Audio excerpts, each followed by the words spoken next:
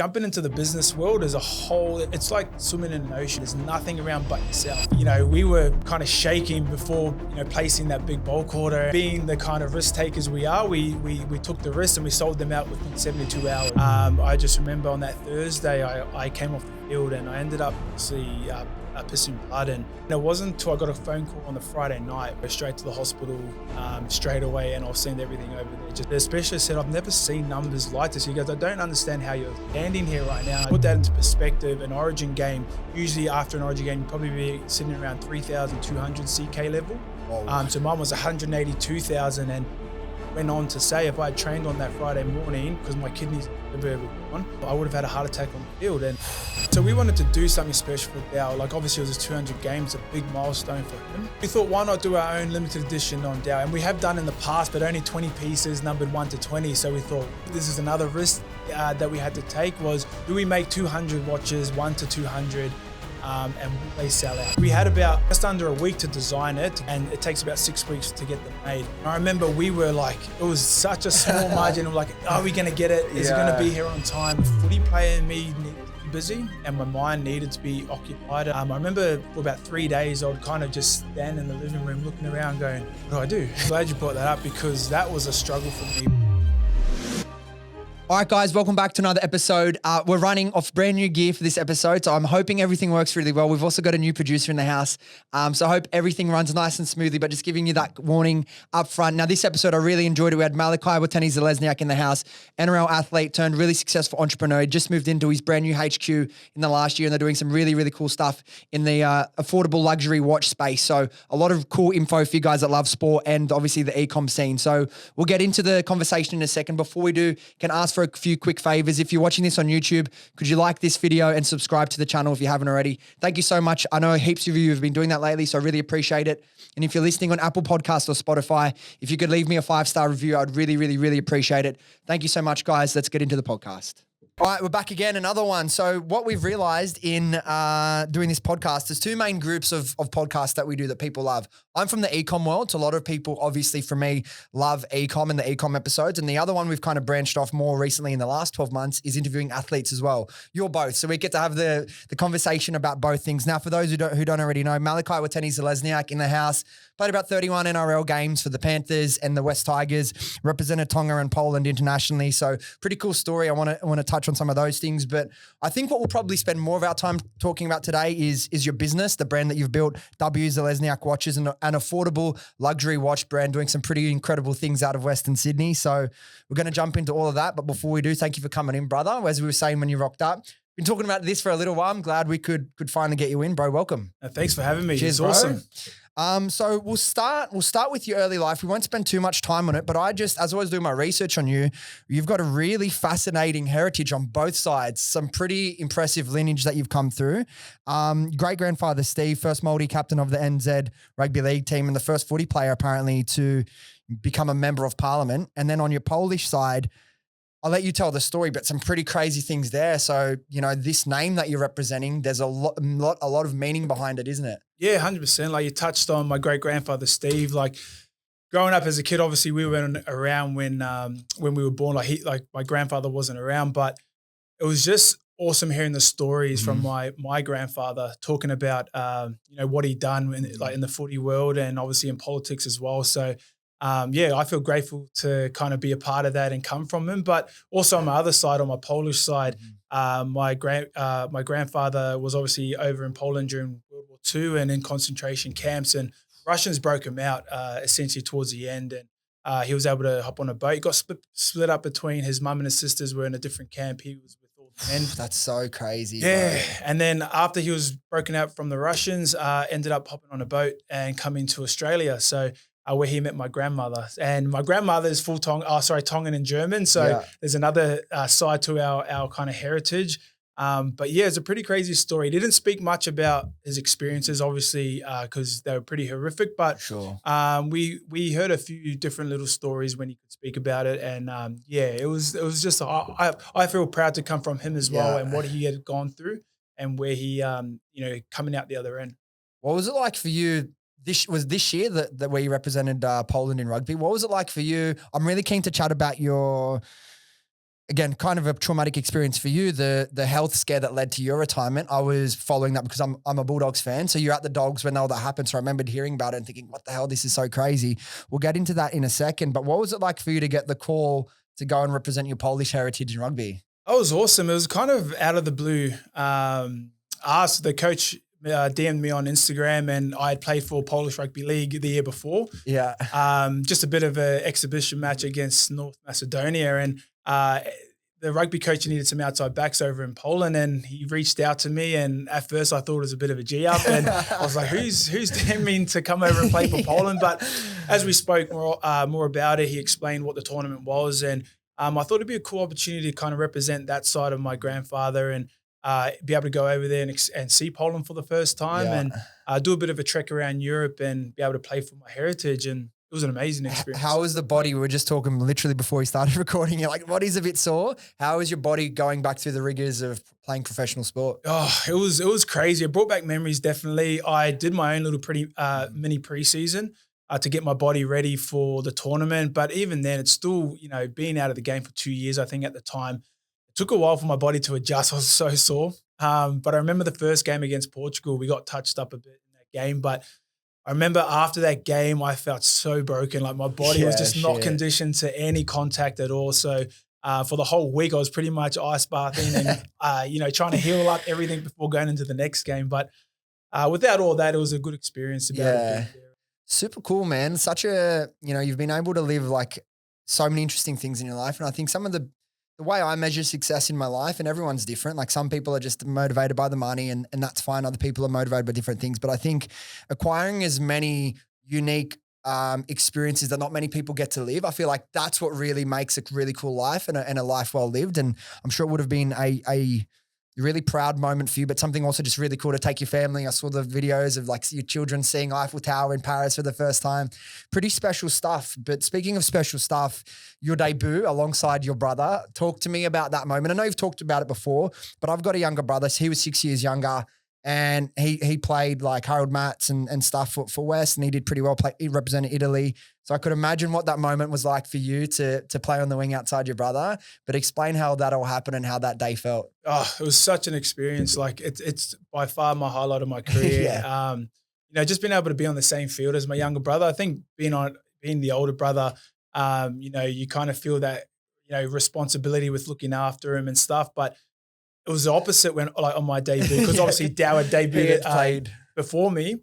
I felt calm just having him next to me out on that field. And I just remember the feeling it's hard to put into words, but it was just such an immense feeling. Like I was on cloud nine pretty much. And I just remember that game. I don't remember the details of that game, but I just remember the feeling, and the feeling I still feel today. And it was an experience that, I may not ever experience again. For sure. That try, I think he put you away and then you got it back to him at the end.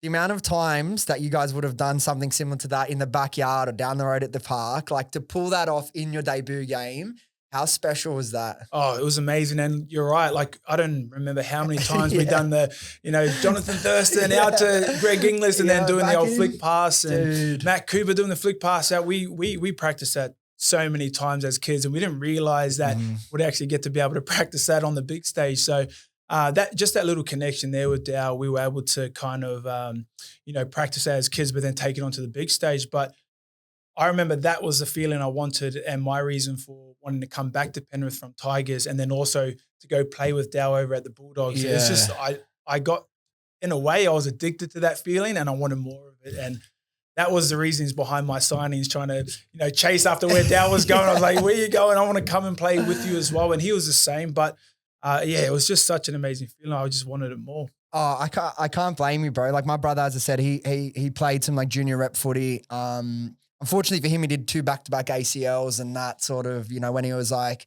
17, 18, sort of was, he went back and played some new stuff.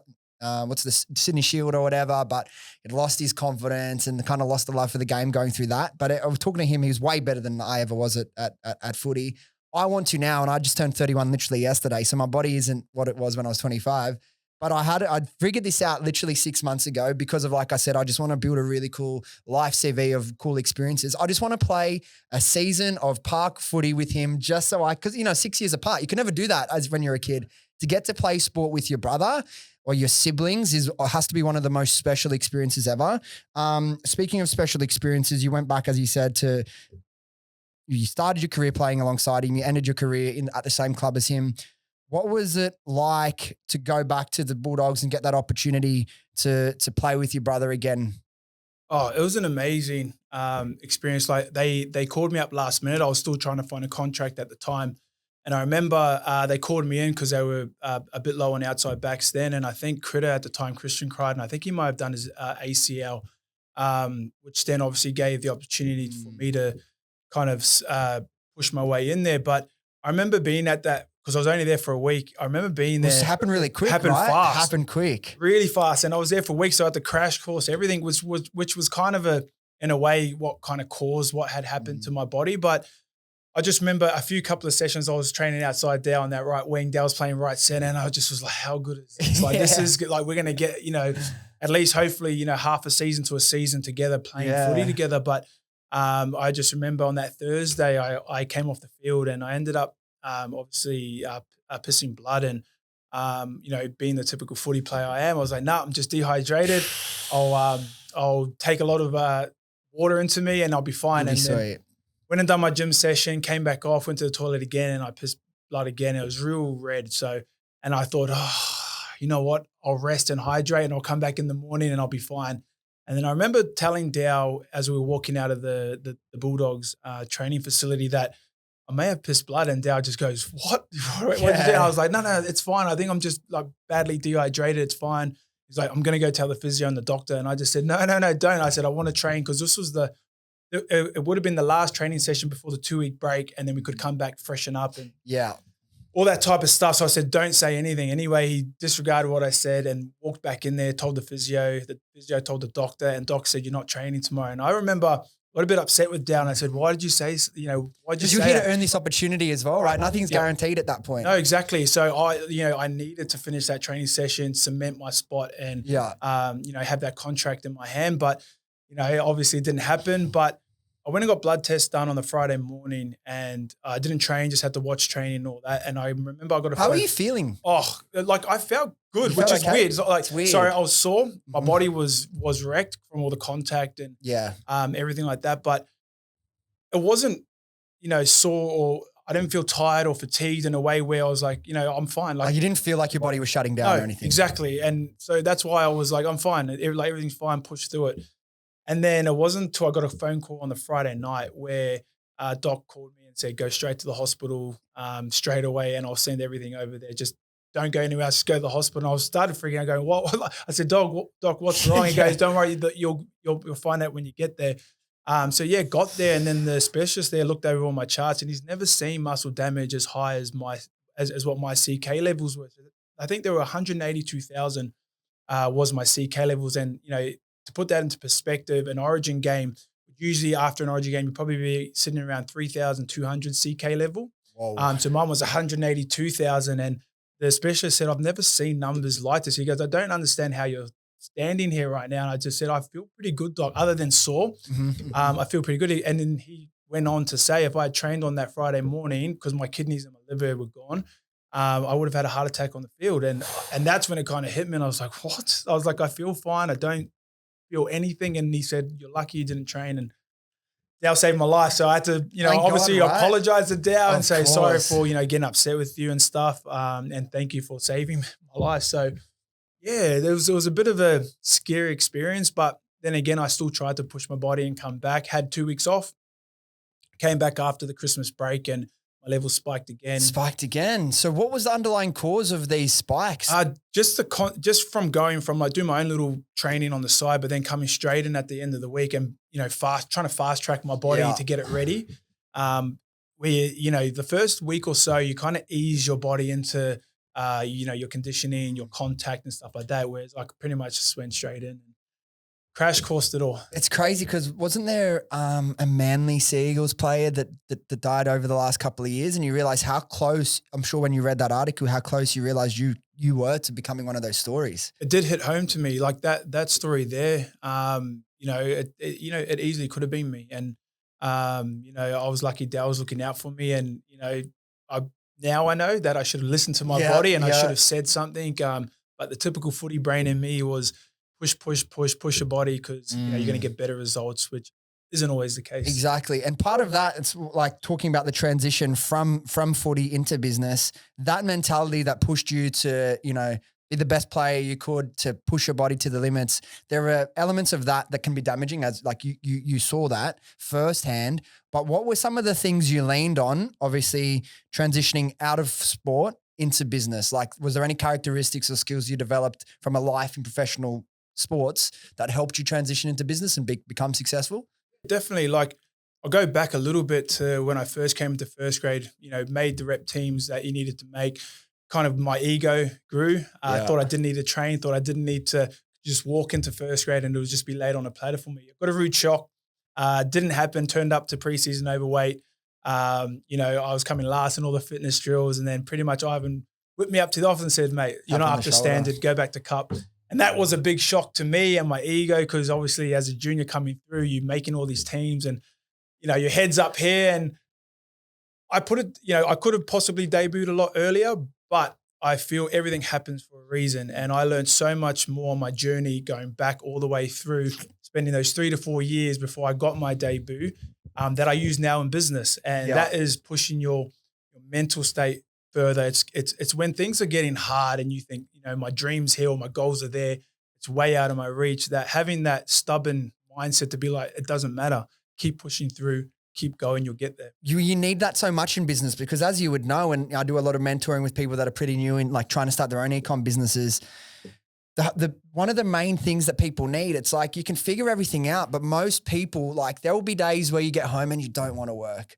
Right. Or you'll get a little problem that you feel like you can never figure out. And so many people get to that point and they'll give up, when really you've seen that meme of like the guy digging for the diamonds and it's right there. You need to be able to just push yourself that little bit further, that little bit longer, till you can figure these things out. Because in business, the ability to resist at times where you want to give up and just keep going and you always get through the other side is literally the difference. I've had conversations with hundreds of people now that have built successful businesses. That's the difference. They just didn't give up when it got hard. And I think that's a major lesson. Now, one of the things that would have made your transition easy is you'd obviously started the business earlier, like while you were still playing, right? What was that like? Now it's become more common. Obviously yourself, Denon, like Cleary invest in business. There's been a bunch of like top NRL players that have started businesses over the last 3-4 years. But was it a little bit more taboo when you first did that? Were you guys one of the first? It was. So I remember Denim obviously was, Ice was doing it as well. Yeah, and they were, of course. Yeah, and they were the real like early, they were who we all looked up to kind of be like, oh, you know what, these footy boys started something, let's do it as well. But I had a podcast with Denim back in 2018. And I remember after that meeting, Denon was like, have you thought about anything after footy or doing a business on the side? And at the time, I didn't really think about it. It was all footy. Mm-hmm. And he goes, have a think about it. He goes, because your footy window is only so long.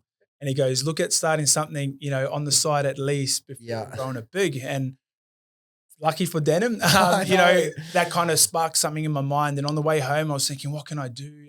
Spend a couple of weeks thinking about what can I do? And obviously I loved collecting watches, nothing too expensive, but I had a decent watch collection where I loved them and thought, why not start my own watch brand? It's something that's different, something that I obviously need to research a lot more about, but it was just something I was passionate about and I still am. So I thought, why not do that? And we're here now today. Denon's cool, man. Super generous guy with his time and his advice. One of like, I'd say from the sports world, obviously didn't have the most successful career. Like he had a decent career. I'm not saying he didn't. But in terms of like what he's built has been like really inspirational to a lot of people. But when he came, we did the pod, spent half an hour before, hung around after, just super generous guy. And now he just launched obviously Grumpy Coffee and doing that whole thing. I think like he's building something for himself, in my opinion, that's a lot more special than just someone that goes and necessarily has 150 games, 100 games. And this will last forever, right? Well, has the ability to last forever. The Nathan Clearys of the world, sure, he's smart because he's thinking about businesses himself.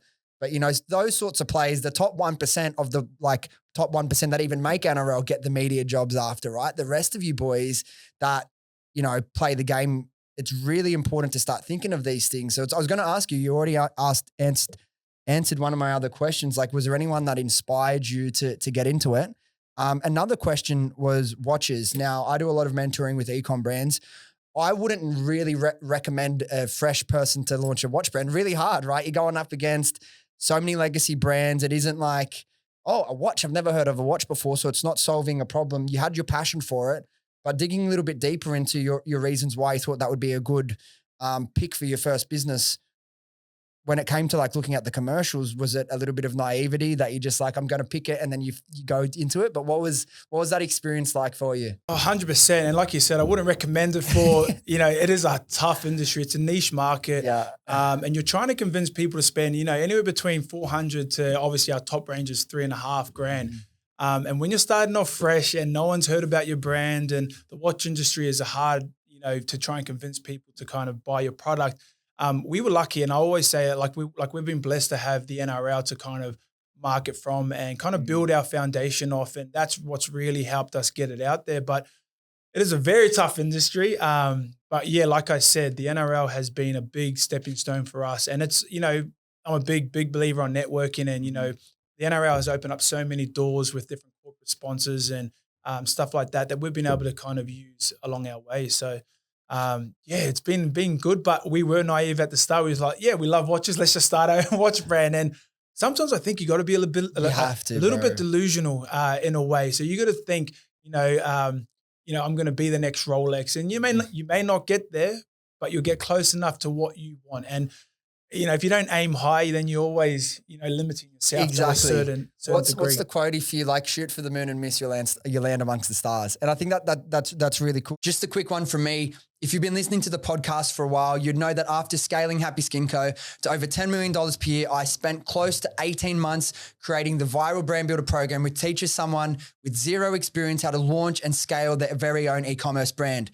With over 100 training videos and direct access to me, including one-on-one calls, you'll be guided throughout the entire process. Now, we already have a bunch of incredible results from students that are making multiple 5 and 6 figures per month. So if you want to learn how to build a business that has the potential to completely change your life, then click the link in the description and book in an application call today. Spots are limited as you'll be speaking directly to me. So hopefully I'll chat to some of you soon. But until then, let's get back to the podcast. You mentioned the corporate events and stuff. You appreciated the opportunities that they gave to you. Oh my God, I can't speak today. But I had Rennie Mature on the podcast maybe a month or so ago, and the one thing he regrets is he played in the golden era of Bulldogs, and he had the attitude that most players have. You go there, you tick off that obligation, you go home. But I think that's a really important lesson for anyone. Doesn't have to be someone coming from sport, but the opportunities that are all around us in terms of networking events and business events and seminars and those sorts of things, particularly early on in your journey, are really important to do and put yourself into those situations. Now, you've lent on your connections really well to help you with this, but I want to talk about, before we get into the whole marketing and growing of the brand, how did you take an idea in the watch niche? Like you said, it's not super easy. You're going up against some big legacy players. What was the steps that you took from idea to let's figure out how to turn this into a real brand? So from the very start, obviously after Denham's podcast, and it got my brains,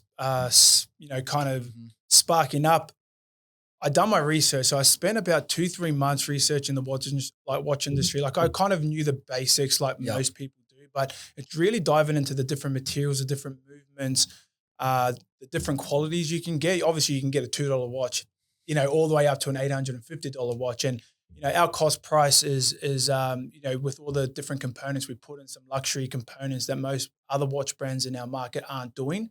You've got to research all those types of things. So it took us 2 to 3 months to get there. Then when we were ready to kind of go to the sampling stage, we contacted a few manufacturers over in China, where we then flew over and walked through all the manufacturers, making sure that, obviously if we're going to get a product and we're going to put our last name to it, we want it to be quality, and we want it to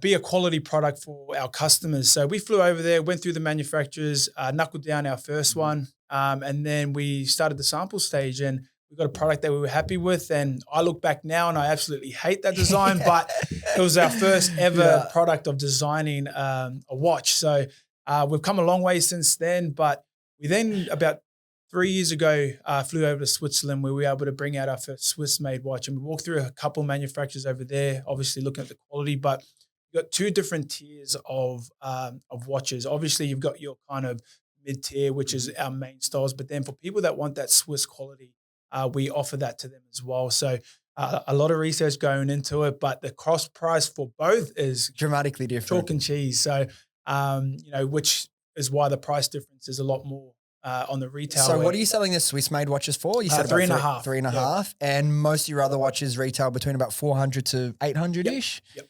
What was it like for you? I sort of started asking you, and I'm like, I don't want to know too much. I want to ask you on the pod. But what was it like for you the first time you're essentially launching a product that's 8 times more expensive than the rest? It's a big risk. You've since sold out, so it's been extremely successful. But what was your nerves like going to market with a $3,500 product? Well, that was a big bulk order. So it's probably our biggest bulk order we've done to date. And I remember being so nervous. And you have to be a bit of a risk taker in business. Obviously, you can play it safe, but I feel you won't grow as fast or grow as much. But I remember, we were kind of shaking before, placing that big bulk order, and it paid off for us. It honestly, like, we've sold out of all of them at the moment. We're trying to get our restock, our manufacturers moving factories at the moment. So it's taken a couple of months to get there, but I feel that big jump has helped our brand massively, and it's kind of helped us take it to that next level. You got to tell me who's the one sold out first, yours or his? Mine did, but it's because it's a green. I like the green. I like yours more as well. Yeah, only because I like green, and green's my color. But everyone loves a green dial. Yeah. But it was close. It was very, very close. You got that one up anyway. I did. Just the one. He can have the footy, but. But his 200 game watch was pretty special as well. Talk to me. I'm obviously jumping ahead, and we'll catch up. But while we're on that, talk to me about the process for designing and the idea behind the campaign and the numbers for the units for Dallin's 200 game celebration piece. Yeah, so we wanted to do something special for Dal. Like, obviously, it was his 200 games, a big milestone for him, for any NRL player. So for sure. We thought, why not do our own limited edition on Dal? And we have done in the past, but only 20 pieces, numbered 1 to 20. So we thought, do we pull? This is another risk that we had to take, was, do we make 200 watches, 1 to 200, and will they sell out? So that was always the question. Like, 200, at 460 per watch, that's a hard ask. And being the kind of risk takers we are, we took the risk and we sold them out within 72 hours. So it paid off again, luckily. But that design process was, I think it was special to both of us because it was, dedicated to Dow's 200 games. So we were able to design the watch, from the back case, had a photo of Dow and his mullet flying at the back, and numbered 1 to 200 with his signature on the front. Does he play 2 or 5? What's his number? He plays 2. Oh, he was 5 at Panthers, 2 at the Warriors. So, he's number 2. And so what we done as part of our 200 game with Dow is that we also done a 1 to 17 for the boys that played in Dow's 200 game. Obviously, whoever gets in first gets number 1, whoever gets in second gets number 2. So I'm sure the first bunch went really quickly, right? Went fast. Yeah. And I feel that was a reason why we sold out so fast. That's smart. Everyone wanted really the same cool. number as, say, Dow, to get Dow's number, or Sean Johnson, or boys like that. So did you get any messages from the customers that got like the 1 to 17 saying this is the best? I'm so thankful. That was the highlight of the whole project. I think it is, because Dow and I we get so proud when fans or people come up and go, I got one of your watches, or if I'm on a night out, they go, you're the watch guy. And I'm like, I also played footy too, but yes, I'm the watch guy.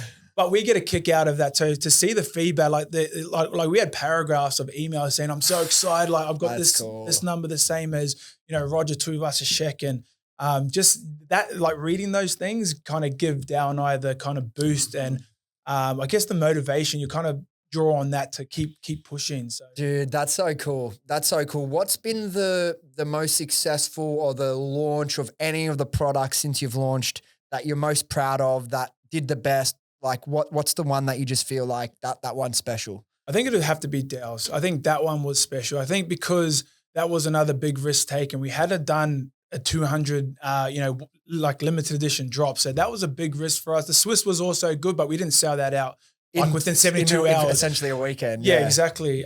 So that one there, I would say, would be probably our most successful, and the one that we kind of got a bit more of a kick out of. For sure. What was the process like? Because obviously, like, you think, okay, we're in the season, he starts, he's on 180 games or whatever, and you think, okay, there's a pretty good chance that this is going to happen. How long do you start preparing for this before he actually hits 200 games? I'll tell you a funny story. So we both didn't realize that Dale's 200th game was coming up. So Okay. I remember speaking to our manufacturer and I said, this would have been maybe 6 weeks out from his 200th game. And, I was secretly hoping Dale may have twins his hand me a little bit to give us a bit of time.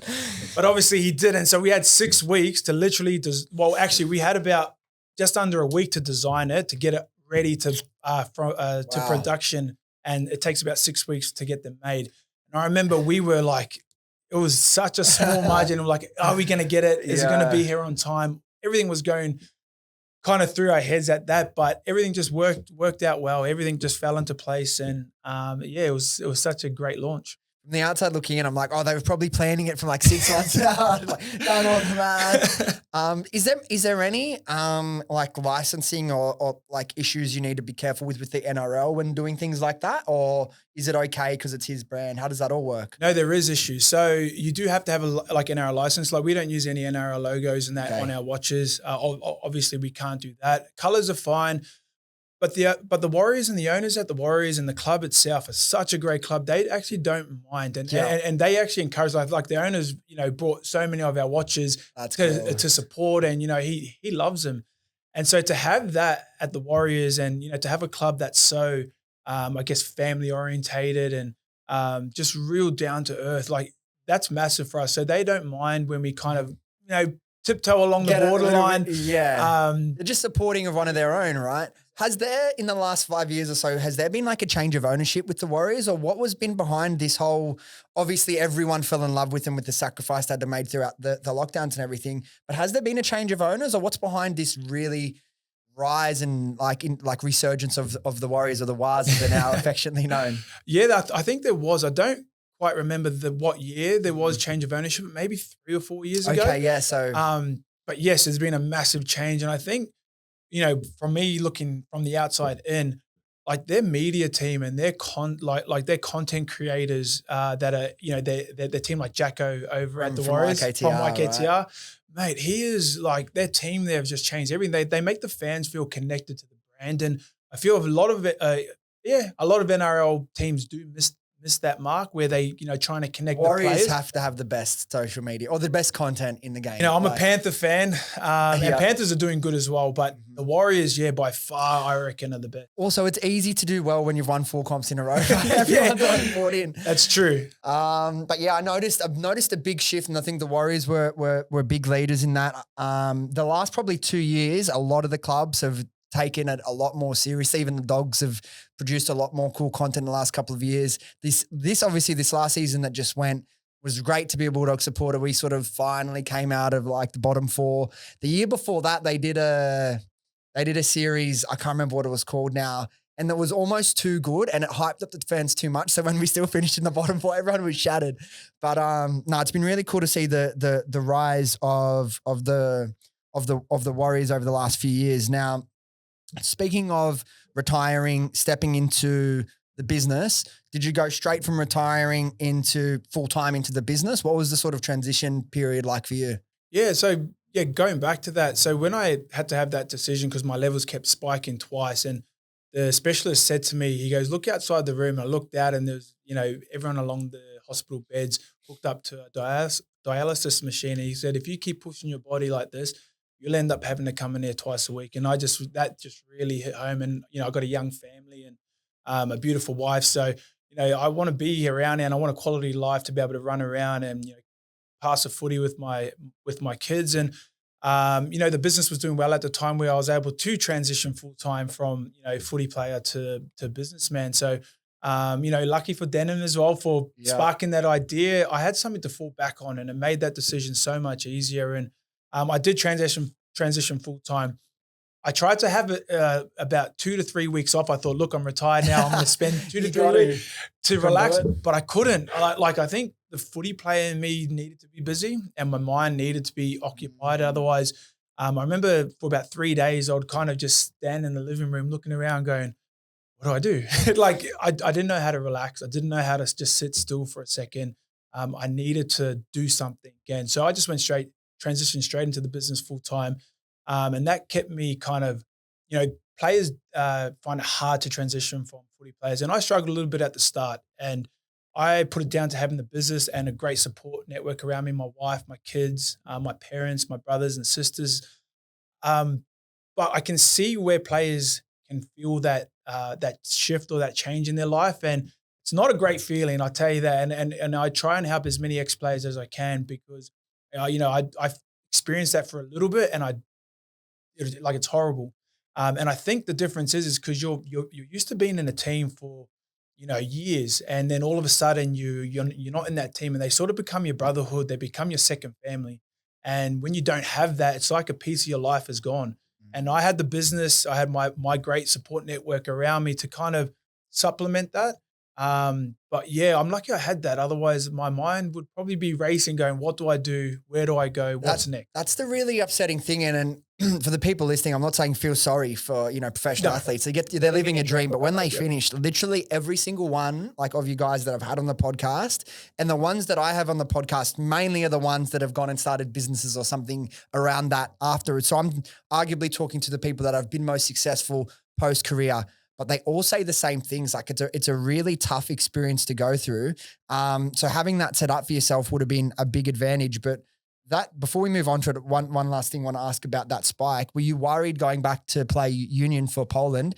Did you have to do extra tests and extra precautions to make sure nothing was going to go wrong? Yeah, definitely. So I had to go get my blood tests and my blood work done. Everything was fine. Like the specialist said, I had to have a year off, let the body just settle down, and then I could build my way back, build my resistance back up to muscle damage. But I had to have that kind of year off. And I was turning 30 at the time. So I was at the back end of my career, and I thought, it's not worth having a year off and trying to come back again.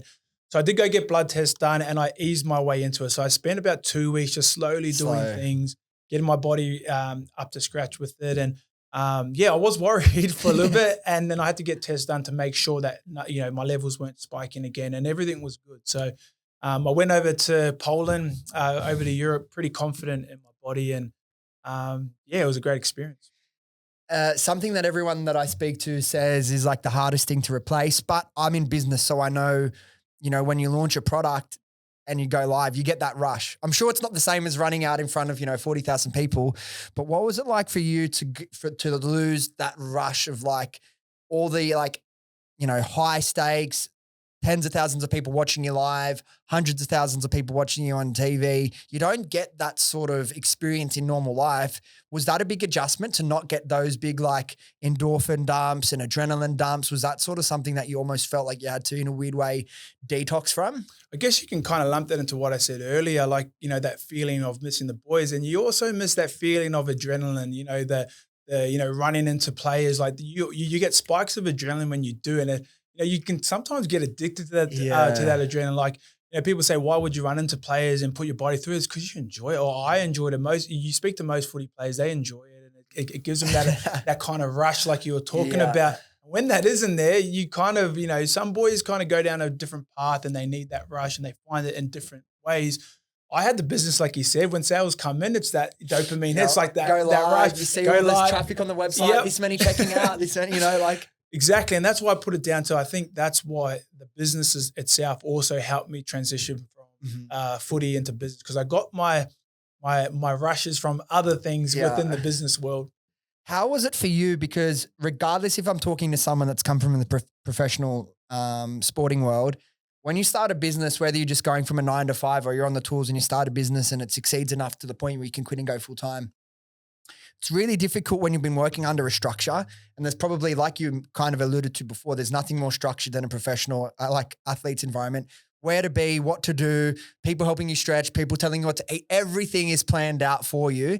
And then if you were to go into a 9 to 5, obviously that would have its own drawbacks, but at least there's a time, there's a place, there's managers telling you what to do. You get there day one and you've got to figure it all out on your own. What was that process of figuring out things like your workflow, like your time management, prioritization?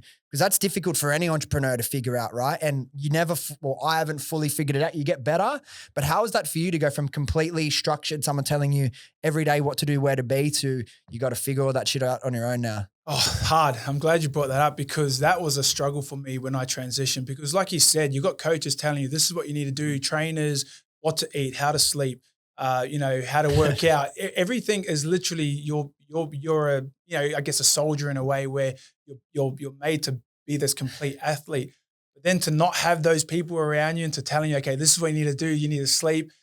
I struggle to manage my time, and I still, like as you said, I'm still trying to manage it now. But I guess I had to figure out my own routine and my own things that I could put in place. And, that's putting in structures. And my wife will tell you as well, I struggle with being out of routine. Like I absolutely love it. It's my comfort, and I need things structured to be able to, I guess, work and process through things. And I'm still figuring it out now, but I was lost when I first started footy. That was part of the reason I was in my living room looking around going, geez, what do I do? Someone tell me what to do. And I would ask my wife, like, what do I do? Like, she's like, sit, relax, watch a movie. And I was like, what? I was like, this feels weird.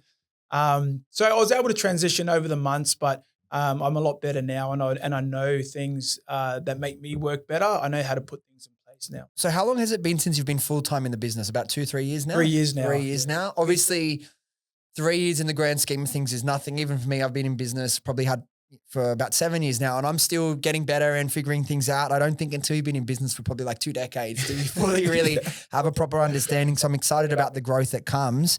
But what has that transition into the full, like 3 years full-time in business? I'm sure sport has its own lessons, but at least in my experience and everyone I talk to, going through building a business and scaling a business like what you guys have done, it forces you to go through your own personal growth and self-discovery journey.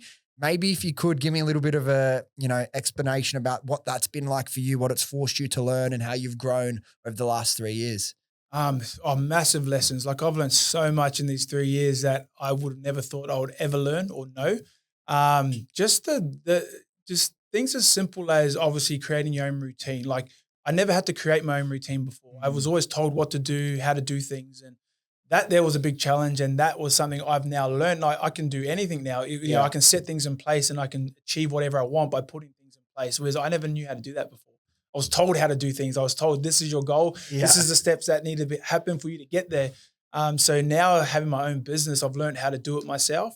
Also, I guess stepping out of your comfort zone, like the footy environment, since 4 years old, I've known it. Jumping into the business world as a whole, it's like swimming in an ocean and you're looking around, there's nothing around but yourself. And I feel like, there's big waves, there's small waves, you go through ups and downs. And I guess learning how to tread water on your own, I think that's the biggest lesson I've learned. And it's okay to be on your own. It's, you don't have to look around for people to be, hey, I need someone next to me. You can do that on your own. You can tread on your own. It's not a scary thing. And at first it was. I was really scared to be like, I'm on my own now. Like, what do I do? And, I've learned so much lessons, and just those small things like that have definitely taught me a lot. Has there anything that surprised you? That's been 2 questions. Is there anything that surprised you and it's been more difficult than you expected with business? And then has there anything that that you maybe had a little bit of fear or not so much fear, but like discomfort or unknowing that surprised you by the time you jumped into it? You actually learned it far easier and you stressed yourself out about, oh my God, this new thing I got to figure out, and it was actually easier than you thought? Yeah, so I think it was the struggle was, I guess, negotiating with manufacturers. Obviously, the cheaper you can get your cost price down, your margins are a lot better, grow the business a lot faster. You've got actual money to be able to, put new projects in place. And I think at the start we were so naive, we just jumped into it and we were paying like top dollar. Like I look back now, we were paying almost, 3 times the amount for something that wasn't as complicated as what the designs we have now. And, I recently just got back from Hong Kong at the biggest international watch fair in the world. And we were able to knuckle down a couple manufacturers from Switzerland and also in China as well. And you're able to negotiate the best price. And I guess now our margins are a lot better, which means that we will now have the cash flow to bring out, new designs, more designs, new projects, stuff like that. So that was definitely a challenge. I wish I knew what I knew now back then.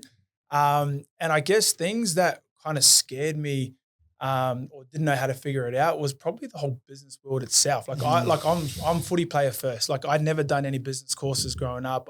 In high school, I was more graphic design and more the creative side of things. I knew nothing about economics, knew nothing about I was bad at math, so I'm not good with numbers. Working out your margins, where your cogs need to be, Yep. what margins need to be, what's gross profit, what's net profit, all that sort of stuff. All that stuff there, I had absolutely nothing about. And I've been blessed that I've had a good accountant that's been able to sit down with me and knuckle down the numbers and kind of teach me on the go about how to manage my cash flow. Obviously cash flow is king. And if you don't have the cash flow to be able to do things and you don't manage your money properly, then I guess you can kind of, find your business kind of going under. And lucky I've had, actually I've really had a lot of people around me and I've had a good support network that's actually given me, the knowledge that I have now. I imagine you'd get a bunch of like current players that message you asking questions, thinking about doing the same thing for themselves. Would I be correct? Yeah, a lot of players do, and I'm sure other footy players do. But they're all watching, and they all have the same thoughts as, what am I going to do after footy? Like, what career do I want? Yeah. And obviously, I used to always talk to the young boys out at Penrith. I start a business. I said, start something, because Denim obviously passed it on to me, and I said, at those events as well, like those corporate events, I was always the one going around to every table talking to the corporate sponsors, networking, and I wasn't, one of the boys that would sit in the corner. So anytime these young boys would come, come with me, or go and speak to this guy. And I'm still friends with a lot of these corporate sponsors now that I can kind of lean on and ask advice from, or help, or how can we work together, all that type of stuff. So I know this is a real generalization and it would be specific based on who you're talking to, the stage of their career, but regardless if someone's messaging you and they're a player or someone's just a fan follower and they're like, hey, I'm working, on the tools and I want to start my business. What's your one general piece of advice to people wanting to go out for the first time and start their business? You would have learned a lot. Heaps of things are more difficult than you would have assumed going forward, but you still need, like you said, that kind of ability to not see everything and all the details just so you can go run at it. But what would be that one general piece of advice to people saying, hey, bro, thinking of starting my own business, what do you think? Other than the cliche, just do it, because a lot of people that do message me are always scared. I want to do this, and 9 times out of 10 they don't end up taking that leap. So I always say my first thing is do it. That's it. But then after that, I always try and give the advice to research whatever industry you're going into. Make sure you research it good, because at the end of the day, you want to know what like say you're like, for me, watches. I needed to know the watch industry. Could be someone for hair products or for skincare or anything like that. I always say do your research. That's because the last thing you want to do is bring something out and you can kind of fail from the start. And that's a bit of piece of advice, because they can do that at the start. You didn't even need to start the business before doing that little bit of research. And I felt it gave me confidence then to launch, because I knew a little bit about the industry. So if you're unsure about the industry you're in, I would always say do your research. 100%. And the problem, particularly with people starting ecom businesses, is a lot of times the ecom crowd can be motivated, I don't want to say for the wrong reasons, but as an example, by the guys in their rented Lambos with their fake Rolex and they get 10 grand cash out and they make it seem like it's so easy and 10 grand a month in your first month, all these cliches. Yeah. And so when people get into business, they can, want to rush through the process. But I think, to expand on your point, and I 100% agree, we all want to get to the end goal as quick as we can. But the one thing you can't rush is the product. You pick the wrong product, or you don't go in with enough education, regardless of how good you are at paid ads or organic content. If you pick the wrong product, you're going to make things 10 times harder for yourself, right? So in a way, you picked a product that was going to be hard, but you studied the market. What are the successful businesses doing? What are the good, components of it? How do we differentiate ourselves? So you can go into a difficult market or difficult, saturated market, but still have the understanding to be able to grow that. And you're a couple of footy players that did that to show and I don't mean this in a disrespectful way, but a couple of footy players been able to figure this out and grow a successful business. What's your excuse if you're watching at home? You know what I mean? So super motivational. Part of that transition, working almost full time, I assume, with your wife, Britt. What was that change like? We always, when I first mentioned that, we're both going to be working full time, a lot of people are like, how he's going to work out together? You are married, but then you're also going to spend almost 24/7 together. I'm lucky and I'm blessed. I've got a beautiful wife. She's so supportive, so caring. I even go back to, just to kind of shed a bit of light on her. When I was cracking into first grade, I had a full-time job, but I had to quit that to be able to dedicate time to my training. Trying to make the reserve grade trainings, because it always clashed with my times. And I remember going to her and saying, "Hun, if I'm going to make a good wicket of this, I need to quit and I need to dedicate time to training. And, she was just like, yep, anything you want, I'll be there. Let's do it. And so we dug into our house deposit at the time. We supplemented that for my wage and it paid off for us. Another risk, that kind of paid off, but there was never a question for her. She was never like, but what if this happens? Well, she goes, I back you. I believe in you. Man. So, that makes it easy. And that I just wanted to share that because it sheds a light on the type of person she is. So working 24/7 with her I love it. She loves it as well. Or I might annoy her a couple of times, but we both enjoy being able to, have our family on the side. But then also when the kids are at school, we get that 6-hour window to kind of spend time with each other, but also work together, see it grow together. And then after school, we got the kids and we're able to have our family life. I think if you go back 10 years ago, it was this really taboo thing and it wouldn't be encouraged. But I think I mentioned yesterday we had Raquel and Adam on from Who is Elijah. A few weeks back, we had Anita on who owns Hero Packaging. Her husband works with her business. Pretty sure Priscilla from Banging Body said her husband's working in her business. Mel, obviously she's producing now for the next couple of months. She helps me with a lot of things. I think like we all have heard the statistic, right, that you spend a third of your life at work. And people will say, don't work with your partner and don't work with your family and friends. I think that's so stupid. I would rather spend as much time as I can with the people I love. Yes, there's going to be certain times where you might get a little bit more distracted or lines get blurred, but what's more important, right? Like if you can go on a journey and build something that you're passionate about and at the same time spend extra time with your wife, your partner, your friends, I think that's more important than just maximizing, okay, how do we add an extra 10% to the bottom line? Exactly. And like you said, like if the business crashes tomorrow, my wife's always going to be there. And I'm always a family first, man. And if the business, doesn't get that couple of hours in that day because I'm with my family and I'm doing things, and so be it. And like, I'm comfortable. If the business is not here tomorrow, I'm comfortable going back to a 9 to 5. Like there will be no regrets. And like you said, I'm soaking in as much time as I can. And both of us are, because we don't know how long this will last. And we're just enjoying the moment while we can. And like I said, if it's not here tomorrow, I've got her next to me. So that's all that matters. That's the most important thing. Yeah. I think that's a beautiful message. And I think as well, something to add to that, whether it's people listening because they follow you and they're sort of like a young player and they're trying to figure out that, or it's just someone that might be working in the corporate world, it can be very daunting to go and start a business, to save up some money, to invest in stock. Right? Business, and this is what I think would be really good, particularly if you're a professional athlete, right? And maybe it's just too big of a step for you to go and start a business, right? You mentioned what you did early in your career. You studied graphic design and some of those sorts of things. How much do you use that in your daily work right now, right? Everything. So down to just designing our ads, like our ads, website, everything. Like at the time, I didn't want to study graphic design. Like loved it, everything, but my focus was footy. And for sure, okay. And so I only wear everyone's footy, but the NRL had in place, you have to either work or study while you played under 20. So I picked the study route, and I'm so grateful I did it, because now it's helped me in the business. And, I might outsource a lot of things now because I don't have the time to kind of sit down, but at least I know and have an understanding about that background and what can work, what does and what doesn't. Whereas if I didn't have that, then it may have been a bit harder. Exactly. And like where I wanted to go with that is, again, starting a business, you're going to learn so much, but it can be, it's a lot, right? If you're going through the process, you're working a job, or you're a professional athlete, or you're trying to become a professional athlete, at the very, very least, pick up a high value skill like video editing, like graphic design, like web development, like content creation, any of those things. Because if you have a bit of a platform post-career and you've been able to pick up a bunch of clients, then you can fall back into that. And like business doesn't need to be a brand like Happy Skin Co. or a brand like your watches. It can be like, there are a lot of people that earn $100,000 a year working for themselves, fully subcontracted, working 100% remotely on projects for different brands. And that's a pretty good life. Yeah. It's a pretty good life at the end of the day, right? You just enticed me into it. And I'm like, but that sounds good, being able to holiday and work from my laptop. Exactly. But like you said, like picking up those skills to be able to do post-footy, have a bit of that platform to network off and to build that foundation of, if you're a graphic designer or you're a web developer, you can use that network or platform. Exactly. Like Joe, one of the guys you met outside who was in the office, he used to produce everything, but now he's very involved in my Ecom mentoring business. So he's spending more time with that. So he doesn't have time to actually edit the videos anymore. We've got an editor. His name's Ben in the UK.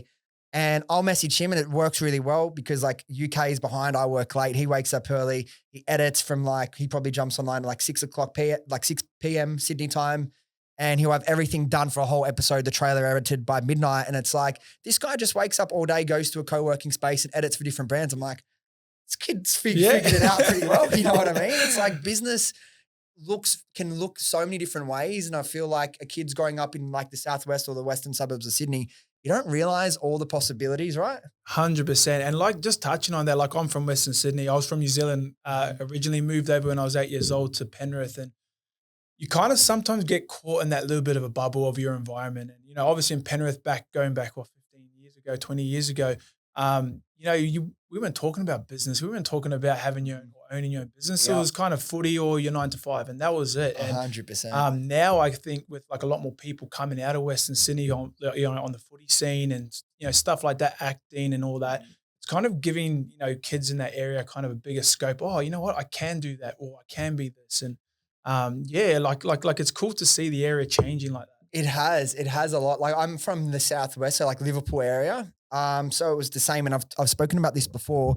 When I was in school, having a business, what was in my head was you're a barber or you've got a cafe or a restaurant. I didn't realize Ecom or any sort of other business, like you don't realize that. I imagine it would have been kind of similar in New Zealand as well. A lot of the boys that I said, like most people from my hometowns in NZ, they don't leave their hometown. They stay there. They live their life. They do what their dad did. They get into that trade or that business, and that's their lives. I think like we live in a world now where unlimited possibilities are at our fingertips on your phone, on your laptop. You can do anything from anywhere. So it's really cool. Let's talk a little bit more about the business itself and as it's scaled. One thing I was really keen to talk to you about is you've got many different like designs of watches now.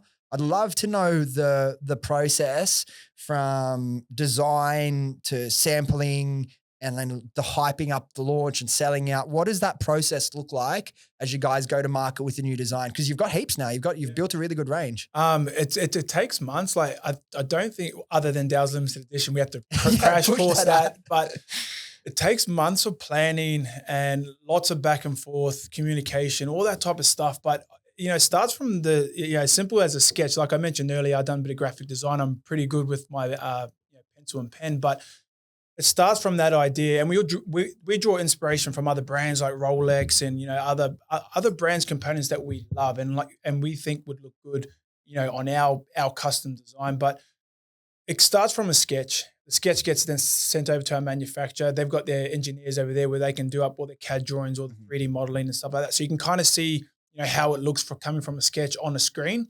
And then once we're happy with it, we don't need any more changes. We'll then start the sampling stage. So we get the first samples. There's a few things we don't like, which is normally always the case.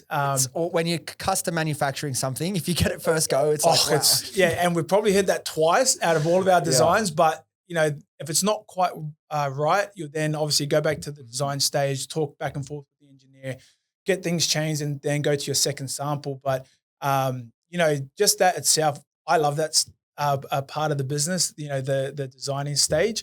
But once we do get that knuckled down and the samples there, then the hard work starts. Now it's, you know, the marketing, how to get that product out there in front of our customers or, you know, in front of new eyes. And I guess we, like I touched on before, I've had footy to be able to leverage off that and have Dow and myself. So most of our content gets created around both of us. And, you know, that makes it easier for us. But, you know, that's months and months of planning and, you know, setting it all up for the launch. But I guess the actual launch itself is the easy part. Like you get to, you know, press a button on our Shopify account and put it in stock and then watch the sales come in. So the early stages are probably the hardest. Yeah. In terms of that marketing, because I know you've mentioned before some of your limited edition drops, like what's the fastest you've sold out a limited edition drop?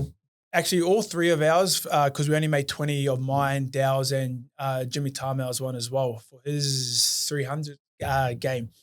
They all sold out with under a minute, so they were actually really fast. Wow. You know, pushing those 20 pieces. Dow's one took 72 hours, but that was 200 watches. So, you know, in comparison, we were super stoked because we. You know, at the end of the day, we could have been left with 180 watches that we got to push off our shelf, but yeah, that's probably our fastest. Those ones are our fastest sellouts. And what's it like? Because I've looked at some of the content you've made. Some of the content you produce is quite elevated because, like you said, you're kind of in between. You want to be like that affordable luxury brand. Obviously, some of the Swiss made things are quite expensive, $3,500, as you say. But have you guys consciously elevated the level of the content to appear more in that luxury designer space? Yeah, exactly. Because you're pushing a product that's, $400 and above. You need to somehow bring in that luxury element. Like, you've got to, do a bit of polished off content. And I say polished off as in professional, like getting a videographer, building a big campaign around it. But then obviously these days we find our user generated, our real shot with an iPhone type of content works the best.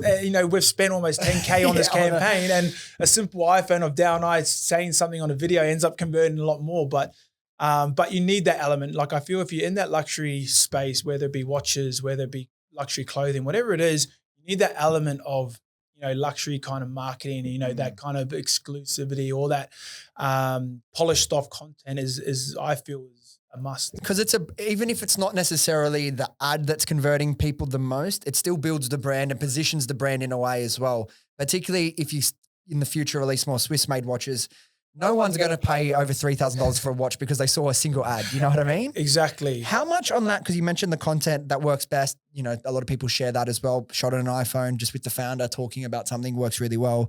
What sort of content, the back end of 2024 has been working best for you guys in terms of like the paid ad space? Yep. Probably, which is funny enough, it's our static post, like, like our polished off, watch photos, they really convert well to us, but obviously it's our call to action. Like, usually it's, our best paid ads are to our sales section, or, there's a sale coming up. Those are our best performing. Polished works better than our kind of user generated, but organically our user generated outperforms any polished content.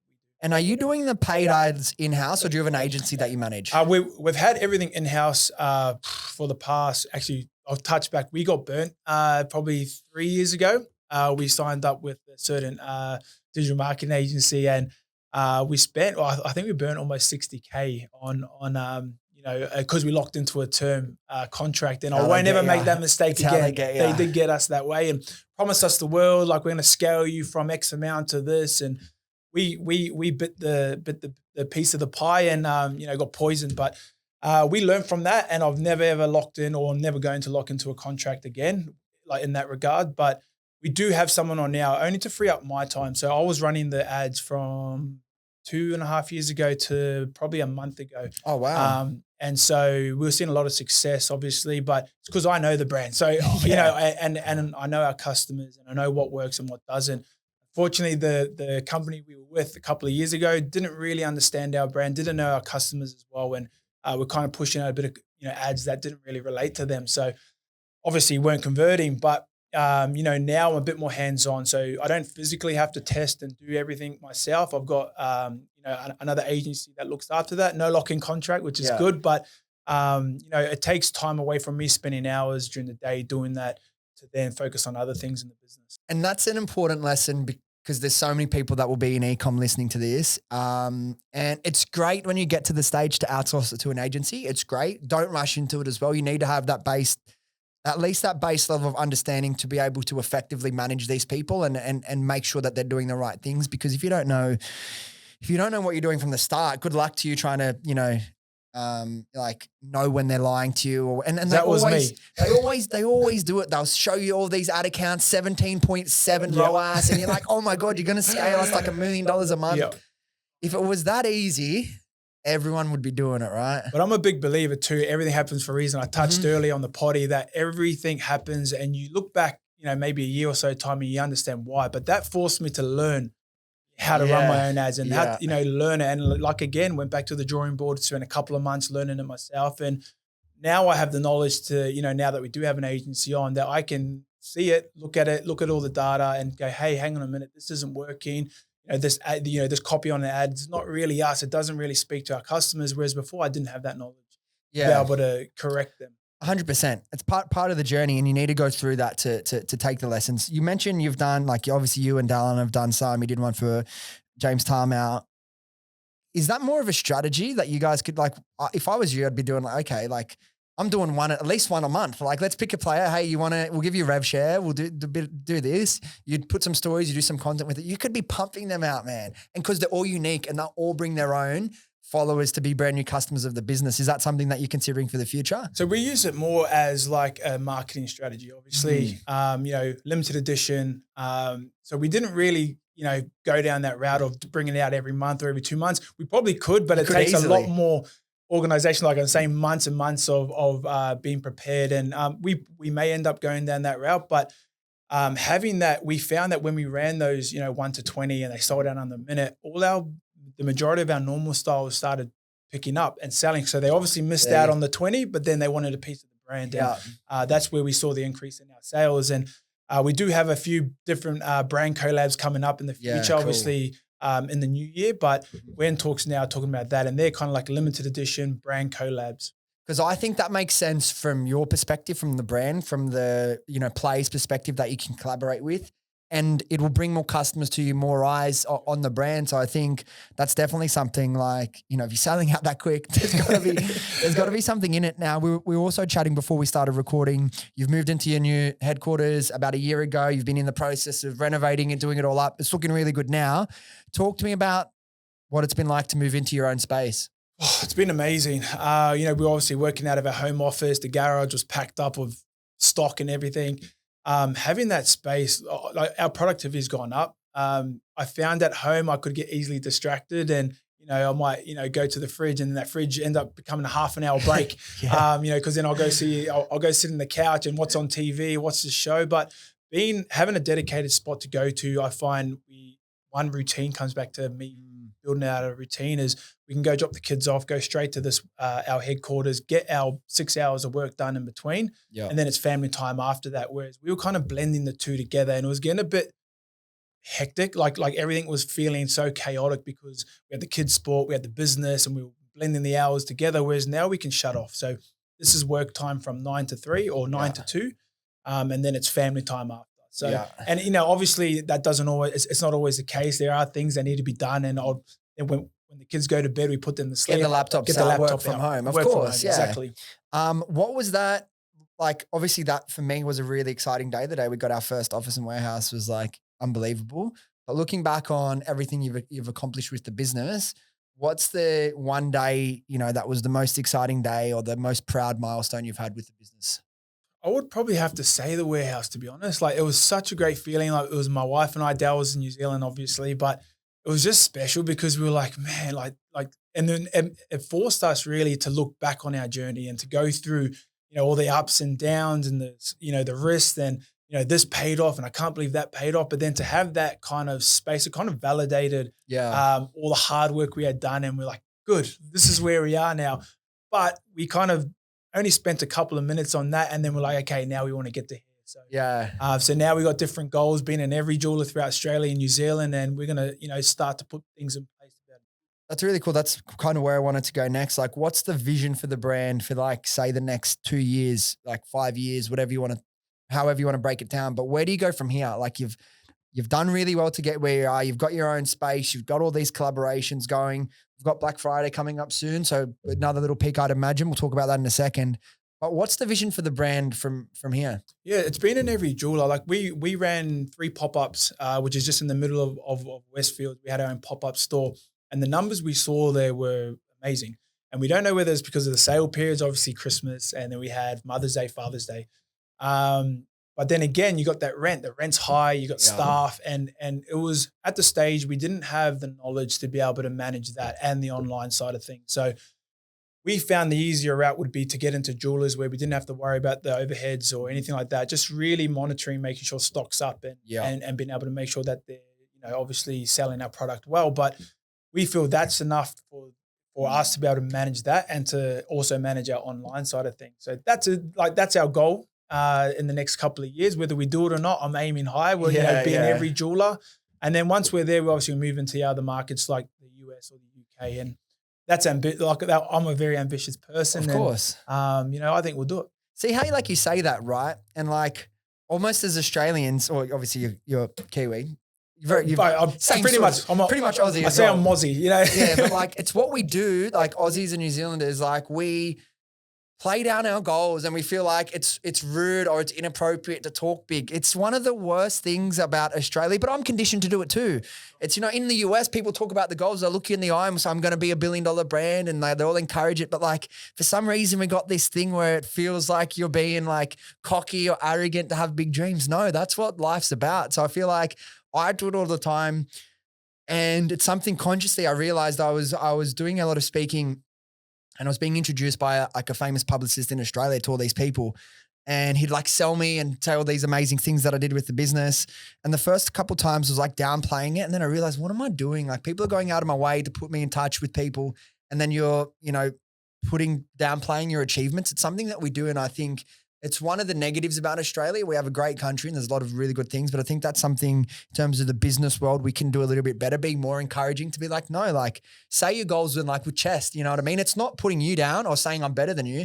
It's just, you got to put it back out there into the world if you want to make it, realistic. You got to have the courage. You got to have the courage to be able to speak it. If you're not going to believe in yourself and you're not going to be able to, back yourself, then why should other people expect to back you if you don't believe?